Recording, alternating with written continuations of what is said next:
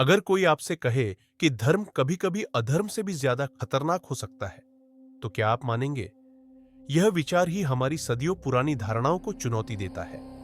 और अगर मैं कहूं कि इतिहास का सबसे पवित्र युद्ध भी भीतर से सबसे बड़ा नैतिक संकट था, तो यह सिर्फ एक कहानी नहीं, यह मानव चेतना के सबसे गहरे द्वंद्व का आह्वान है। धीरे धीरे पर्दा उठता है, शंखनाद गूंजता है, जिसकी ध्वनि केवल युद्ध भूमि में नहीं बल्कि आत्मा के भीतर भी गूंजती है। दो सेनाएं आमने सामने हैं, पर असली युद्ध तलवारों का नहीं, यह मन का है, सिद्धांतों का है और उन मूल्यों का है जिन्हें हम जीवन का आधार मानते हैं। यहां सवाल यह नहीं कि कौन जीतेगा, सवाल यह है कि सही कौन है, और क्या सही हमेशा स्पष्ट होता है। यही प्रश्न आज भी हमारे जीवन में हर दिन खड़ा होता है, जब हमें कठिन नैतिक चुनाव करने पड़ते हैं। आपने कभी सोचा है, अगर धर्म का रास्ता किसी अपने की मौत से होकर जाए, अगर न्याय की स्थापना के लिए अपनों का बलिदान अनिवार्य हो जाए, तो क्या वह रास्ता सच में धर्म का ही है? क्या ऐसा धर्म जो विनाश की नींव पर खड़ा हो वास्तव में पवित्र हो सकता है? यह कथा सिर्फ अतीत की नहीं है, यह हमारे निर्णयों की, हमारी नैतिक दुविधाओं की और हमारे आध्यात्मिक संघर्षों की कथा है। और असली रहस्य अभी सामने आना बाकी है। थोड़ी देर रुकिए, क्योंकि यहीं पर कहानी एक ऐसा मोड़ लेती है जो केवल युद्ध के मैदान तक सीमित नहीं, बल्कि हर उस व्यक्ति के हृदय में उतरता है जो जीवन के जटिल प्रश्नों से जूझ रहा है। युद्ध भूमि में एक योद्धा अर्जुन अपने ही गुरुओं, भाइयों और संबंधियों को सामने देखकर कांप जाता है। उसके हाथ से धनुष गांडीव गिरने लगता है। मन में एक गहन प्रश्न उठता है, क्या यह जीत इतनी जरूरी है कि इसके लिए अपनों का खून बहाया जाए? क्या राज्य और सत्ता का मोह इतना प्रबल है कि वह मानवीय संबंधों को रौंद दे? आप अगर उसकी जगह होते तो क्या करते? क्या आप युद्ध से भाग जाते, अपने प्रियजनों के विरुद्ध शस्त्र उठाने से इनकार कर देते, या फिर अपने क्षत्रिय धर्म और कर्तव्य का पालन करते? यह केवल एक योद्धा का संकट नहीं, यह हर उस व्यक्ति का संकट है जिसे अपने व्यक्तिगत संबंधों और व्यापक सामाजिक या नैतिक कर्तव्य के बीच चुनाव करना पड़ता है। यही वह क्षण है जहां महाभारत सिर्फ एक प्राचीन ग्रंथ नहीं रहता, वह इंसान की आत्मा का आईना बन जाता है, जो हमें अपनी ही कमजोरियों और शक्तियों से परिचित कराता है। यहीं पर कोई पूर्ण नायक नहीं है, यहां हर कोई सही भी है और गलत भी।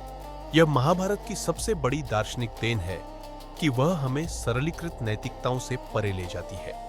यहां कोई भी चरित्र पूर्णतः शुद्ध या पूर्णतः दूषित नहीं है। हर किसी के भीतर प्रकाश और अंधकार का मिश्रण है, और यहीं से धर्म की सबसे खतरनाक परिभाषा जन्म लेती है। वह परिभाषा जो हमें यह सोचने पर मजबूर करती है कि क्या हमारा धर्म वास्तव में न्यायपूर्ण है या केवल हमारी अपनी सुविधा और स्वार्थ का आवरण। थोड़ा चौंकाने वाला सच सुनिए, इस युद्ध में कोई भी पूरी तरह निर्दोष नहीं था।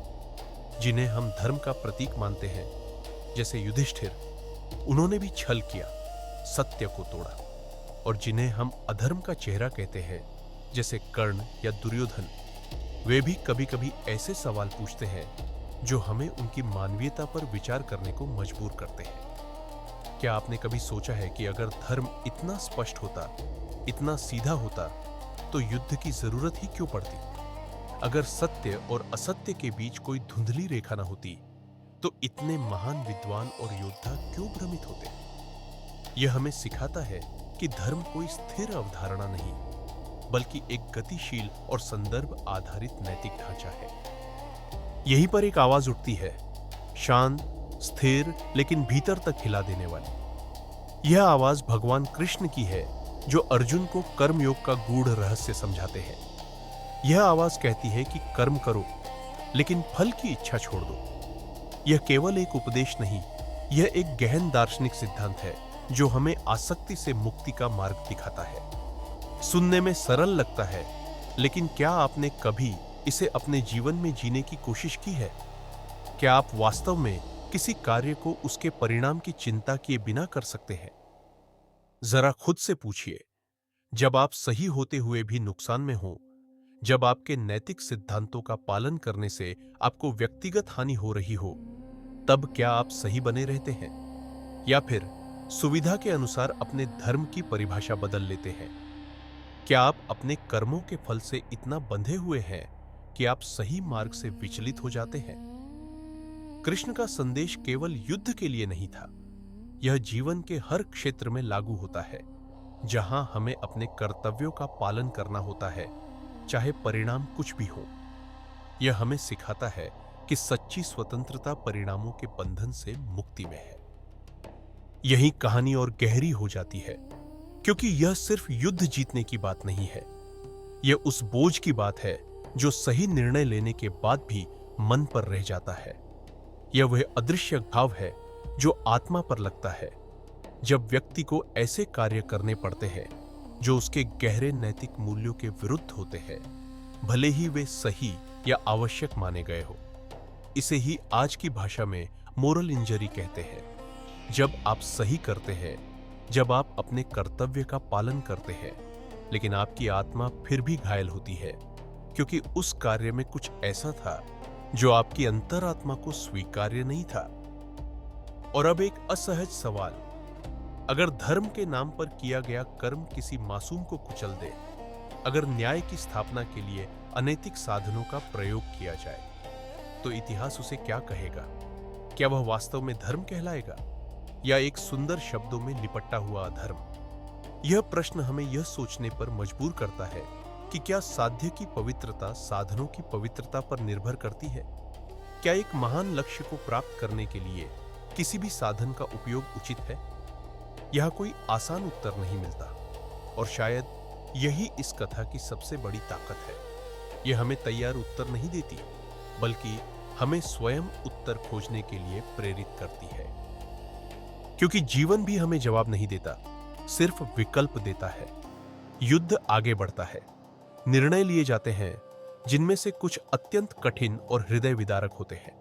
कीमत चुकाई जाती है, न केवल युद्ध भूमि में, बल्कि उन लोगों के जीवन में भी जो बच जाते हैं। और अंत में विजय के बाद भी सन्नाटा बचा रहता है। यह सन्नाटा केवल युद्ध के शोर के थमने का नहीं, बल्कि उन आत्माओं के खालीपन का है जिन्होंने अपनों को खोया, जिन्होंने अपने नैतिक मूल्यों से समझौता किया। यह सन्नाटा हमें बताता है कि सच्ची विजय केवल बाहरी नहीं होती, बल्कि आंतरिक शांति और नैतिक अखंडता में निहित होती है। यही वह क्षण है जहां हमें समझ आता है कि धर्म कोई झंडा नहीं जिसे लहराकर जीत घोषित कर दी जाए। धर्म कोई आसान मार्ग नहीं, कोई सुविधाजनक विचारधारा नहीं। धर्म एक बोझ है, एक पवित्र और भारी बोझ जो सही इंसान उठाता है, भागता नहीं। यह बोझ आत्मचिंतन का है, नैतिक जिम्मेदारी का है, और हर पल सही और गलत के बीच चुनाव करने का है। यह हमें सिखाता है कि धर्म का मार्ग अक्सर अकेला और कठिन होता है, लेकिन यही वह मार्ग है जो हमें सच्ची मानवीयता और आध्यात्मिक परिपक्वता की ओर ले जाता है। और अब जरा रुककर सोचिए, आज आपके जीवन में जो सबसे कठिन फैसला है, जो आपको रात भर सोने नहीं देता, जो आपके मूल्यों को चुनौती देता है, क्या वह भी किसी कुरुक्षेत्र से कम है? क्या आप भी अपने ही भीतर के अर्जुन की तरह मोह और कर्तव्य के बीच फंसे हुए हैं? अगर हां, तो आप अकेले नहीं हैं, क्योंकि यह कथा खत्म नहीं हुई है। यह हर इंसान के भीतर हर दिन दोबारा लड़ी जाती है। यह हमारे व्यक्तिगत संबंधों में, हमारे पेशेवर जीवन में और हमारे सामाजिक दायित्वों में प्रकट होती है।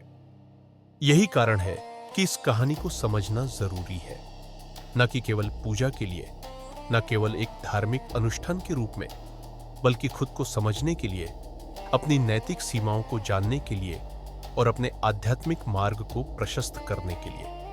यह हमें सिखाती है कि जीवन एक निरंतर नैतिक यात्रा है, जहां हर चुनाव का गहरा अर्थ होता है। यह हमें प्रेरित करती है कि हम अपने भीतर के कुरुक्षेत्र का सामना करें और धर्म के वास्तविक जटिल स्वरूप को समझें।